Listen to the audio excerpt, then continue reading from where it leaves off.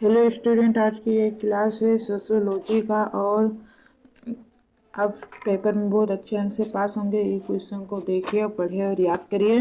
बस पूरा वीडियो देखिए और पढ़िए और याद करिए। चैनल को लाइक करें और सब्सक्राइब करें और शेयर करें। जल्दी से चैनल को लाइक करो, सब्सक्राइब करो और शेयर करो। ज़्यादा से ज़्यादा शेयर करें इस चैनल को। मेलिनोवस्की एवं ब्राउन का प्रकारवाद क्या है? रेडक्लिफ ब्राउन का प्रकारवाद। ब्राउन ब्रिटेन के मानवशास्त्री थे। उन पर दुर्खिम का प्रभाव था। उन्होंने भी प्रकारवाद को स्पष्ट करने के लिए दुर्खिम की भांति ही स्वयं तथा समाज की सामान्यता का सहारा लिया। ब्राउन का मत था कि मानव समाज के अस्तित्व के लिए कुछ आवश्यक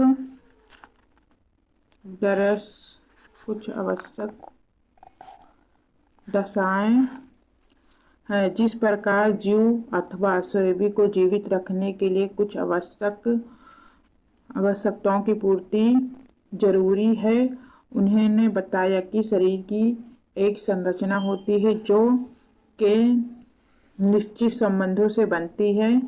जब तक एक स्वयं जीवित रहता है, उसकी संरचना निरंतर बनी रहती है। उसे ही जीवन कहते। शरीर को जीवन प्रदान करने में प्रत्येक सेल या अंग की क्रिया होती है और हर क्रिया का कोई न कोई प्रकार होता है। यही हम समाज में भी देख सकते हैं। सामाजिक संरचना में भी किसी भी क्रिया अथवा अंग जैसे दंड, दाह संस्कार, धर्म, परिवार, राजनीति, संगठन, शिक्षण संस्था द्वारा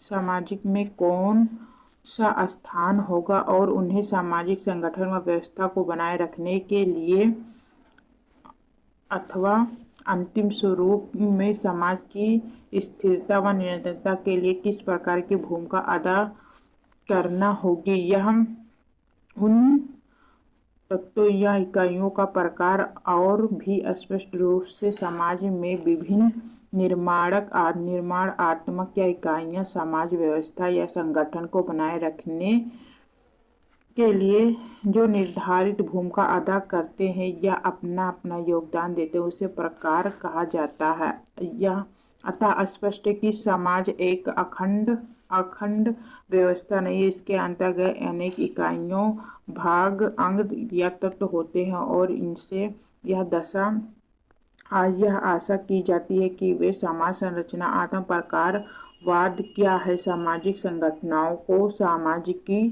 संरचना तथा इसके भागों को प्रकारात्मक संबंधों के संदर्भ में विश्लेषण हेतु प्रयोग किए जाने वाले एक सैद्धांतिक तथा पद्धति मूल उपगम को समानता संरचना प्रकारात्मक विश्लेषण की संज्ञा दी जाती है। संरचना प्रकारात्मक विश्लेषण इस अनुमान पर आधारित है कि सामाजिक इकाइयां, समूह, संस्थाएं आदि जिनमें अंतःक्रियाएं होती है, वे पारस्परिक रूप में एक दूसरे के प्रभावित करती हैं तथा एक दूसरे जीवन की निरंतरता बनाए रखने में जो योगदान दिया जाता है वह उनका प्रकार है। वे प्रकार को परिभाषित करते हुए लिखते हैं कि किसी सामाजिक इकाई का प्रकार उस पर इकाई का वह योगदान है जो वह सामाजिक व्यवस्था को क्रियाशीलता के रूप में सामाजिक जीवन को देती है। इस प्रकार का एक आंशिक क्रिया द्वारा कुछ संपूर्ण क्रिया को दिए जाने वाला योगदान है जिसका वह एक भाग है। प्रकार की परिभाषा को स्पष्ट है कि प्रत्येक समाज व्यवस्था में एक प्रकार की एकता होती है, जिस प्रकार हम प्रकारात्मक एकता कहते हैं। प्रकारात्मक एकता ऐसी दशा है जिनमें समाज व्यवस्था के सभी अंग साथ साथ कार्य करते हैं और उनमें पर्याप्त मात्रा में समानता या आंतरिक एकता बनी रहती है, अर्थात उनमें एक प्रकार का संघर्ष नहीं होता है जिस पर नियंत्रण नहीं पाया जा सकता है। इस प्रकार समाज व्यवस्था में प्रकारात्मक रूप परस्पर निर्भर इकाइयां होती है और प्रकार किसी भी इकाई का योगदान है जो संपूर्णता को बनाए रखने में उसके द्वारा दिए जाते हैं। ब्राउन के अनुसार प्रकारात्मक पद्धति का उपयोग किसी भी समूह, समाज, संगठन और संस्कृतियों की इकाइयों को ज्ञात कर उनके प्रकार को बताना है। मालिनोवस्की प्रकारवादी। मालिनोवस्की ने उद्विकासवाद के विरुद्ध प्रकारवादी सिद्धांत को जन्म दिया। अपने सांस्कृतिक व्यवस्था को समझने के लिए प्रकारवाद का सहारा लिया।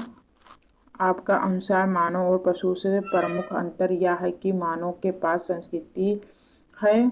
इस संस्कृति का निर्माण हमने अपनी अनेक आवश्यकताओं की पूर्ति के लिए किया है। मालिनोवस्की कहते हैं कि मानव की 7 आधारभूत आवश्यकताएं हैं। वह शरीर, पोषण, प्रजनन, शारीरिक आराम, सुरक्षा, गति, वृद्धि तथा स्वास्थ्य।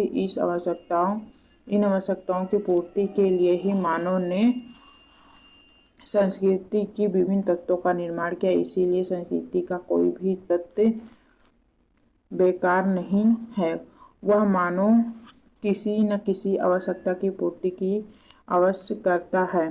सांस्कृतिक मानव की विभिन्न आवश्यकताओं की पूर्ति करके ही उसका शारीरिक, मानसिक और अनंत बौद्धिक अस्तित्व कायम रखती है। सांस्कृतिक तत्वों के प्रकार, स्वरूप तथा संगठन में भिन्न भिन्न समाजों में अंतर हो सकता है। संस्कृति की विभिन्न इकाइयों में एक प्रकार का संगठन पाया जाता है क्योंकि वे सभी अंततः मानव की आवश्यकताओं की पूर्ति करने के कारण परस्पर संबंधित होते हैं।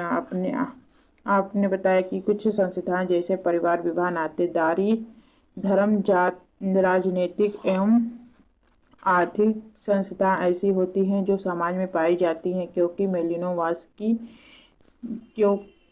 मौलिक आवश्यकताएं सभी समाजों में पूरी करनी होती है। चूंकि मालिनोवस्की सांस्कृतिक तत्वों के प्रकार पर अधिक जोर देती हैं, अतः उनके दृष्टिकोण को प्रकारवादी कहते हैं। मालिनोवस्की के प्रकारवाद की सबसे बड़ी कमजोरी यह है कि इनमें मनुष्य को आवश्यकताओं का पुतला मान लिया है। इस दृष्टिकोण को स्वीकार करना मानव की उच्चतर भावनाओं और आदर्शों की अवहेलना करना है। यह प्रकारवाद मालिनोवस्की और ब्राउन का प्रकारवाद है जो खूब अच्छी तरीके से पढ़ाए हैं। आप इसको देखकर, पढ़कर और याद करके पेपर में अच्छे अंकों से पास किए। मेरी पुरानी सीरीज है जो मैं पढ़ा रही हूँ।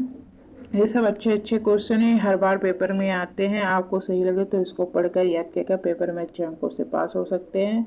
ये बहुत अच्छी जानकारी मैंने दे दिया है। और इस चैनल को लाइक करें और सब्सक्राइब करें और शेयर करें ज़्यादा से ज़्यादा। Thank you for watching video.